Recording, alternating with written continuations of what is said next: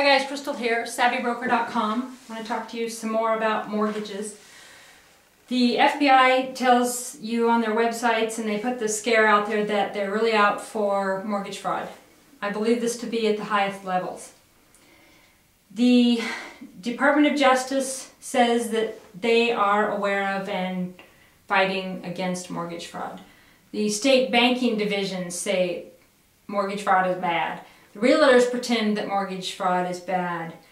In the real world where you live, where you're trying to get a loan, the mortgage brokers can act illegally and get away with it. I've been working for about 8 months now, proven fraud on a real estate mortgage broker, and the buyer, actually it was a seller that I was helping, went to all these different agencies, and they really got no help, no justice. They had proven fraud. We have witnesses that the mortgage broker shredded documents and that she whited them out, changed them, shredded the original documents. She changed purchase prices. She sent closing papers to the title company, buy, sell without signature, and changed the seller's, the price on it. And the FBI, the Department of Justice, all these different agencies, they don't care. They're not listening. Nobody's doing anything about it. So I believe that mortgage fraud is legal on the local level. They want the big companies. Maybe they don't have the manpower. And probably they don't. That's why you, the real estate consumer, need to know how to watch out for yourself. This mortgage broker leads people on for months after months after months. Oh, I'm looking for a loan. I'm working on it. I'm working on it.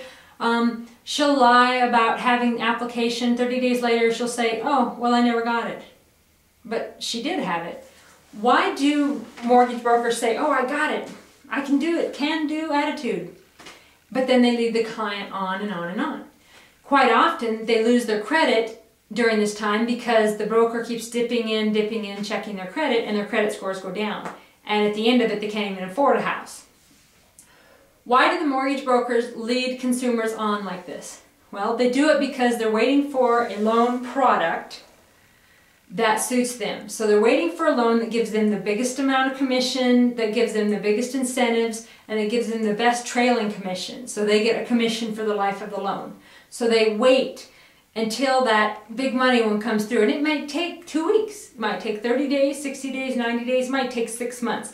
But they'll keep leading the buyer on and pretending, oh yeah, it's fine, I'm working on it, here's my obstacle, or there's my obstacle, or they won't be available on the phone, and they'll just lie.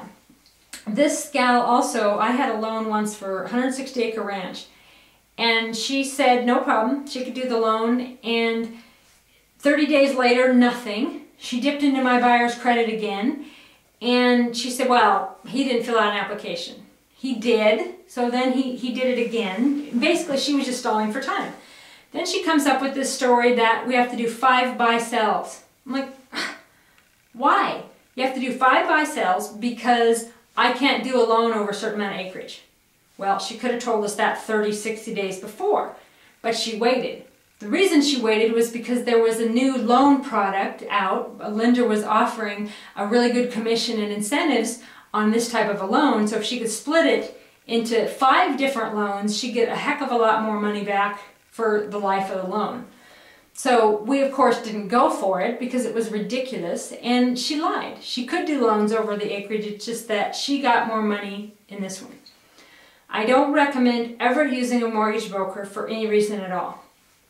Direct lenders, you know, the lending industry is a mess as it is. So going with direct lenders is the best. I've used credit unions, you know, like there's like Wells Fargo Bank. They have their own, you know, in-house loan consultants. And yeah, banks, some banks are going to screw you over. Small town banks especially. 5 people can walk in a day and they'll pick the second or third one based on what you look like or who they like. So there's those kinds of dramas.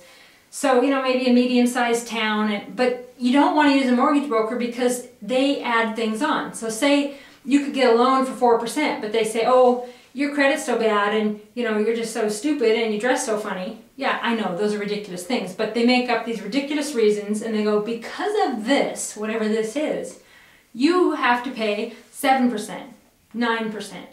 but really they're getting the loan for 4 or 5%. So those percentages in between, 2, 3, 4%, where does that go? Well, the mortgage broker gets it, and they get it for the life of the loan. There is an incredible book, Diary of a Mortgage Broker, and I got it out of Australia, and it talks about some pretty amazing things. And I've also got this book here. I don't know if you guys have seen this one.